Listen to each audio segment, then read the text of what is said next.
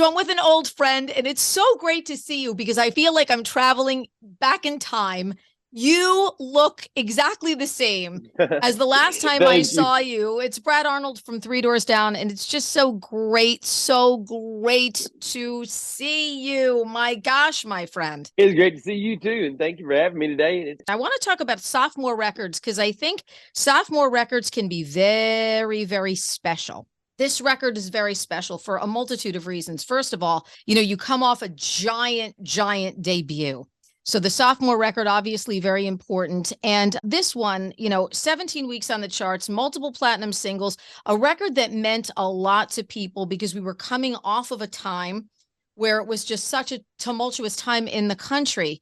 And everybody really gravitated towards this record. So talk to me about putting it together and why it was special for you guys. Well, this record was really special for us because it was the first record that we wrote like as a professional band. And not that there's really such thing, but you have like everybody says, you have your whole life to write your first record, and you not really long to write your second record. But we went, and we had such, by the grace of God, had such a big record with the Better Life. It's a lot to follow up with, and it's also a lot to follow up with as a 23-year-old kid. And I mean, we were 20 when we got signed, and 20. I was 21 when I went on the road with the Better Life record, and in 23 when we started writing Away from the Sun, and we had been through so much in that 2 years. It seemed like we had been through a lifetime on that record and played so many shows and gone so many places. And it was our first record to say, okay, like this is our job. We're a professional band, and like we have to write a record. But it wasn't like we had to write a record. It was just the first time that like it was our job to do so. And I'll never forget the writing process of this record. We wrote it down in Mobile, Alabama, and we're all from over in down in South Mississippi, but just right across the state line. We rented a house over there and set up and just wrote that record over the course of, I don't know, 2 or 3 months, I guess, or maybe it might have been longer than that. I don't know. But I can remember each song and still singing these songs, and it always has.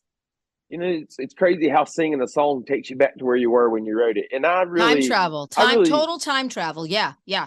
Absolutely. And it brings me back when I think about writing Away from the Sun. I think about writing it a lot with Matt, our original guitar player, and Matt passed away, and so it brings me back to memories with him, and I like it. I like to think about little conversations that we had when we were writing this record and situations, and then the inspiration for the songs that brought them about. Like a lot of them they're not like really happy memories, but it's still valuable memories to think about, like what inspired the song Away from the Sun or what inspired the song Here Without You, and Here Without You is really about being away from my wife at the time, but it's really more about the idea of being away, and because that was one of the things that really, When I'm Gone really hit a chord with a lot of the military people, and it was really opened the door for our relationship with the military. And we're all from military families. My dad was in the Air Force, and Chris, our guitar player, was in the Navy, and so we've always been very military oriented.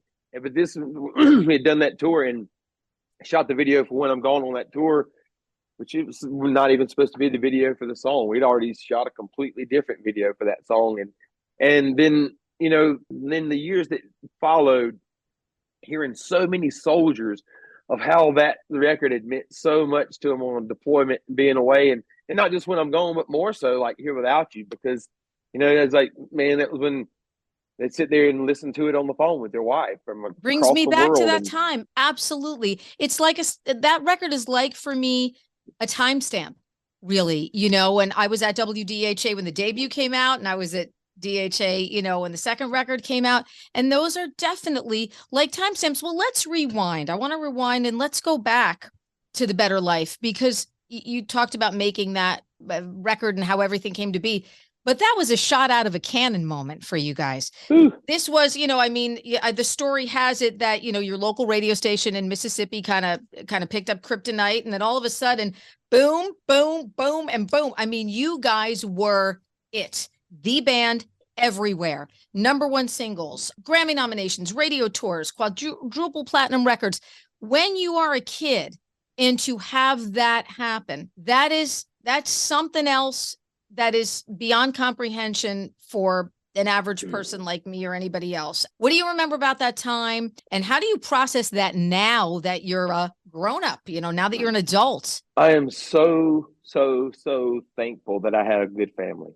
I'm so thankful because I'm the youngest of 7 kids. I have a great mom and daddy, and that's a lot to handle. And even with all that, it was just a lot to hand the kid, and not that it's just you pushed into that world, and we went from being from a little Gulf Coast town, and the only time I ever really went anywhere like family vacations and stuff, I'd never like left my town, and I remember even going up to Memphis to record that record was like a little bit of a shell shock, And then we went out on the road and we'd be gone for like 3 months. For those first like couple of years, we played almost 300 shows a year, and Wow. we were in probably 25 or 30 countries in those 2 years, and it puts you in a lot of really a lot of positions that it's hard to say no to, and over the years, it took me through like being an alcoholic and all kind of fun stuff. And now, I've been Absolutely. so You're in these situations that